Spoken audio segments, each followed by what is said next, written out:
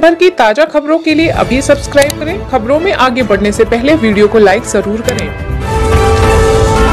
PM Modi ने भाजपा संसदीय दल की बैठक में सांसदों को दिया निर्देश, कहा पार्टी में पारिवारिक राजनीति की नहीं होगी अनुमति।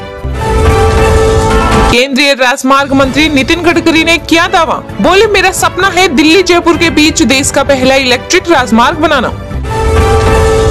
5 राज्यों में कांग्रेस की करारी हार के बाद कपिल सिब्बल का बड़ा हमला, कहा गांधी परिवार किसी और को मौका दें, नेतृत्व छोड़ें। सोनिया की अध्यक्षता में कांग्रेस के लोकसभा सदस्यों की हुई बैठक, संसद में रणनीति को लेकर हुई चर्चा। केंद्र सरकार पर कांग्रेस सांसद मनीष तिवारी ने कसा तंज, कहा जम्मू कश्मीर में कानून व्यवस्था और उद्योगों की हालत चिंताजनक। उत्तर प्रदेश को मिलने जा रहा है दलित उप मुख्यमंत्री, दावेदारों की लिस्ट में बेबी रानी मौर्य का नाम सबसे आगे। आज से शुरू होगा 12 से 14 वर्ष के बच्चों का टीकाकरण, केंद्रीय स्वास्थ्य सचिव ने की सभी राज्यों के साथ बातचीत। केंद्रीय मंत्री जितेंद्र सिंह ने भाजपा सरकार का किया बचाव, कहा कांग्रेस में अनुच्छेद 370 को वापस लाने की बात कहने का साहस नहीं। भारतीय स्टेट बैंक ने किया दावा, कहा जून तक डॉलर के मुकाबले रुपया 77.5% के स्तर पर होगा। केंद्रीय मंत्री नारायण राणे को बीएमसी ने दिया नोटिस, बंगले के अवैध निर्माण हटाने के लिए दिए 15 दिन। उज्जीवन स्मॉल फाइनेंस बैंक ने शुरू की नई सर्विस, अब ऑनलाइन ट्रांजैक्शन के एक साथ मिलेंगी कई सुविधाएं, जाने पूरी डिटेल्स। पीएम मोदी ने की हाल ही में रिलीज हुई फिल्म द कश्मीर फाइल्स की सराहना, कहा ऐसी फिल्में बननी चाहिए ताकि घटनाओं का सच सामने आ सके। रक्षा मंत्री राजनाथ सिंह ने पाकिस्तान पर मिसाइल दागने वाले मुद्दे पर राज्यसभा में दिया अपना बयान, कहा अनजाने में हुई घटना। विदेश मंत्री ने राज्यसभा में दिया बड़ा बयान, कहा मुश्किल हालातों में भी यूक्रेन से हम 22,500 से अधिक छात्रों को वापस भारत लाए। हिजाब विवाद पर कर्नाटक हाई कोर्ट का बड़ा फैसला, अब कहा हिजाब इस्लाम का जरूरी हिस्सा नहीं, मानने होंगे स्कूल के नियम, सभी याचिकाएं की खारिज।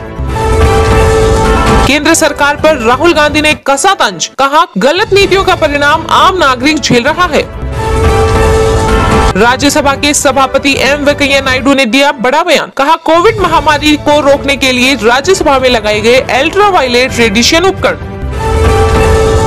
G23 पर बरसे अधीर रंजन, कहा ज्ञानियों को समझना चाहिए कि हमारी लड़ाई आइडियोलॉजी की है।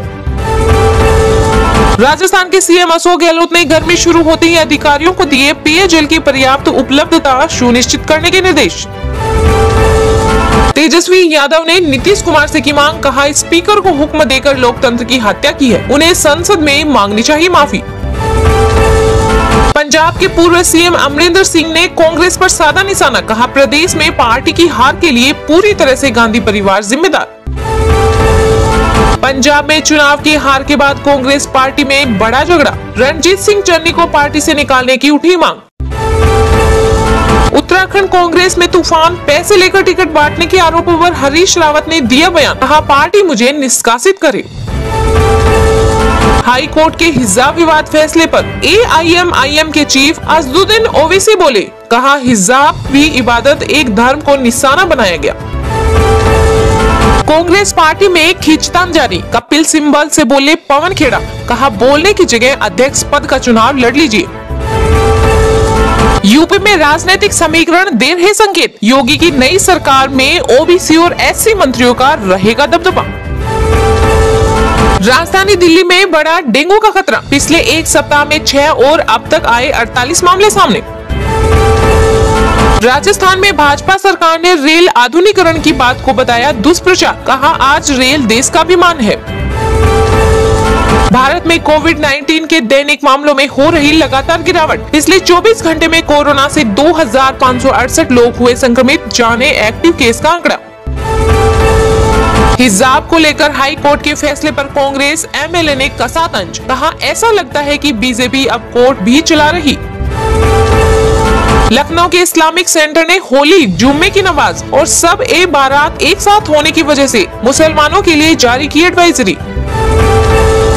Department for promotion of industry and internal trade ने LIC में ऑटोमेटिक रूट के तहत 20% FDI को किया नोटिफाई। हाई कोर्ट के हिजाब विवाद फैसले पर महबूबा मुफ्ती ने जताई नाराजगी, कहा महिलाओं के अधिकार खारिज हो रहे हैं। शेयर मार्केट के निवेशकों के लिए बड़ी खबर, कैपिटल गेन टैक्स को बदलने की हो रही तैयारी, बढ़ सकता है टैक्स का बोझ। यूपी समेत 8 राज्यों में टैक्स फ्री हुई द कश्मीर फाइल्स, महज 3 दिन में फिल ने किया 27 करोड़ रुपए का कलेक्शन। आज से शुरू होगा 12 से 14 वर्ष के बच्चों का टीकाकरण, केंद्रीय स्वास्थ्य सचिव ने की सभी राज्यों के साथ बातचीत। जी हां, केंद्रीय स्वास्थ्य मंत्रालय ने कोरोना की प्रिकॉशन डोज को लेकर अहम जानकारी साझा की है। केंद्रीय स्वास्थ्य सचिव राजेश भूषण ने ऐलान किया कि 12 से 14 आयु वर्ग के बच्चों का टीकाकरण 16 मार्च 2022 से शुरू हो जाएगा। स्वास्थ्य सचिव ने सभी राज्यों के साथ बातचीत की। उन्होंने इस मामले में सभी राज्यों के मुख्य सचिव को पत्र लिखा। उन्होंने पत्र में टीकाकरण की जानकारी देते हुए कहा कि केवल कार्बोवैक्स वैक्सीन का उपयोग 12 से 14 वर्ष के आयु वर्ग के लाभार्थियों के लिए किया जाएगा। उन्होंने आगे कहा कि प्रिकॉशन डोज अब 60 से अधिक आयु वर्ग के लोगों को प्रदान की जा सकती है। केंद्रीय स्वास्थ्य सचिव राजेश भूषण ने कहा कि इस खुराक की प्राथमिकता और अनुक्रमण दूसरी खुराक की तारीख से 9 महीने पूरे होने पर आधारित होगी। प्रिकॉशन डोज का टीकाकरण उसी टीके से होना चाहिए जिससे पहला टीकाकरण किया गया था। एक रिपोर्ट में कहा गया कि टीकाकरण पर राष्ट्रीय तकनीकी सलाहकार समूह ने हैदराबाद स्थित बायोलॉजिकल ई को 12 से 14 आयु वर्ग के लोगों को इससे कार्बोवैक्स वैक्सीन लगाने के लिए अपनी सिफारिश दी है। भारत में 12 से 14 आयु वर्ग के बच्चों को बायोलॉजिकल ई का कार्बोवैक्स टीका दिया जाएगा। उज्जीवन स्मॉल फाइनेंस बैंक ने शुरू की नई सर्विस, अब ऑनलाइन ट्रांजैक्शन में एक साथ मिलेंगी कई सुविधाएं, जाने पूरी डिटेल्स। जी हां, उज्जीवन स्मॉल फाइनेंस बैंक अपने ग्राहकों के लिए एक बड़ी सुविधा शुरू की है। यह सुविधा ऑनलाइन मोबाइल नंबर अपडेट करने की है। इस सुविधा से ग्राहक बैंकिंग ट्रांजैक्शन में अपना मोबाइल नंबर अपडेट करा सकेंगे। यह डिजिटल ऑन बोर्डिंग सुविधा है जो बैंक के माइक्रो बैंकिंग कस्टमर को दी जाएगी। ऑनलाइन बैंकिंग ट्रांजैक्शन में मोबाइल नंबर को अपडेट करना या अपडेट रखना बहुत जरूरी है। रजिस्टर्ड मोबाइल नंबर पर ही OTP आता है, जिसके बाद ट्रांजैक्शन का काम शुरू होता है। इसे देखते हुए उज्जीवन स्मॉल फाइनेंस बैंक ने अपने ग्राहकों के लिए मोबाइल नंबर अपडेट की नई सर्विस शुरू की है। उज्जीवन स्मॉल फाइनेंस बैंक के इस फैसले से 60 लाख से अधिक ग्राहकों को सीधा फायदा होगा। ये ग्राहक बैंकिंग ट्रांजैक्शन में पेपरलेस, रियल टाइम में सुरक्षित तरीके से और OTP आधारित वेरिफिकेशन के जरिए अपने मोबाइल नंबर को अपडेट कर सकेंगे। इसके बाद Ujjivan small finance bank assisted app की मदद से बायोमेट्रिक ऑथेंटिकेशन का प्रोसेस पूरा किया जाएगा। केंद्रीय वित्त मंत्री ने राज्यसभा में विपक्षी दलों से की अपील, कहा GST परिषद का नहीं होना चाहिए राजनीतिकरण। ABGSL को लेकर दिया बड़ा बयान, कहा वित्त मंत्री निर्मला सीतारमण ने राज्यसभा में विपक्षी दलों से कहा कि वस्तु एवं सेवा कर परिषद को लेकर किसी भी तरह की राजनीति नहीं की जानी चाहिए। यह बिना किसी भेदभाव के पूर्व निर्धारित फॉर्मूले के तहत काम करती है। वित्त मंत्री ने उच्च सदन में प्रश्नकाल के दौरान पूरक सवालों के जवाब में कहा कि GST परिषद एक संघीय संस्था है और यह विभिन्न राज्यों के बीच कोई भेदभाव किए बिना एक तय फॉर्मूले के तहत GST में उसके हिस्से का भुगतान करती है। उन्होंने कहा कि GST परिषद को लेकर किसी तरह की राजनीति नहीं की जानी चाहिए। वित्त मंत्री निर्मला सीतारमण ने इस दौरान राज्यसभा में ABG शिपयार्ड लिमिटेड से जुड़े 14,349 करोड़ रुपए के धोखाधड़ी मामले पर अपना बयान देते हुए कहा कि इस मामले में सार्वजनिक क्षेत्र के बैंकों से मिली जानकारी के अनुसार कर्मचारियों की जवाबदेही तय की गई है और कर्मचारियों की जवाबदेही की जांच में इस धोखाधड़ी में किसी कर्मी की चूक या संलिप्तता नहीं पाई गई है। उन्होंने कहा कि ABG शिपयार्ड लिमिटेड को ICICI बैंक के नेतृत्व में सहायता संघ व्यवस्था के तहत ऋण सुविधाएं स्वीकृत की गई थी। हिजाब विवाद पर कर्नाटक हाई कोर्ट का बड़ा फैसला, कहा हिजाब इस्लाम का जरूरी हिस्सा नहीं, मान्य होंगे स्कूल के नियम, सभी याचिकाएं की खारिज। जी हां, हिजाब को लेकर जारी विवाद के बीच कर्नाटक हाई कोर्ट ने बड़ा फैसला सुनाया है। मामले की सुनवाई करते हुए हाई कोर्ट ने कहा कि हिजाब इस्लाम धर्म का अनिवार्य हिस्सा नहीं है और स्कूल छात्रा यूनिफॉर्म पहनने से इनकार नहीं कर सकती है।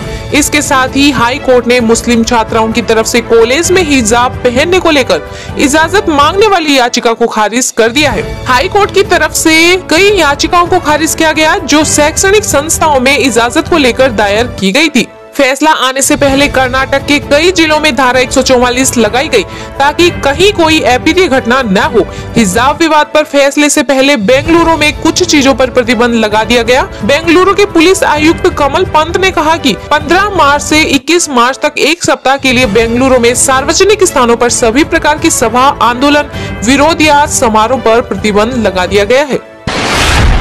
भारत में कोविड-19 के दैनिक मामलों में हो रही लगातार गिरावट। पिछले 24 घंटे में कोरोना से 2568 लोग हुए संक्रमित, जाने एक्टिव केस का आंकड़ा। जी हां, पिछले कुछ समय से भारत में कोविड-19 के दैनिक मामलों में लगातार गिरावट देखने को मिली है। पिछले 24 घंटे में 2568 लोग संक्रमित पाए गए हैं। केंद्रीय स्वास्थ्य मंत्रालय के आंकड़ों के अनुसार इन नए मामलों के साथ कोविड-19 के कुल मामले बढ़कर 4,29,56,062 हो गए हैं। इसके साथ ही बीते दिन 97 मरीजों ने इस खतरनाक संक्रमण से जान गंवा दी है। इसके बाद मृतकों की संख्या बढ़कर 5,15,974 हो गई है। आंकड़ों के मुताबिक भारत में 33,917 लोग महामारी का इलाज करा रहे हैं। बीते 24 घंटे में कोविड-19 के उपचाराधीन मरीजों की संख्या में 2,251 की कमी दर्ज की गई है। इस बीमारी से उभरने वाले मरीजों की संख्या अब बढ़कर 4,24,46,171 हो गई है। स्वास्थ्य मंत्रालय ने बताया कि देशव्यापी कोविड-19 रोधी टीकाकरण अभियान के तहत अभी तक 1,80,00,000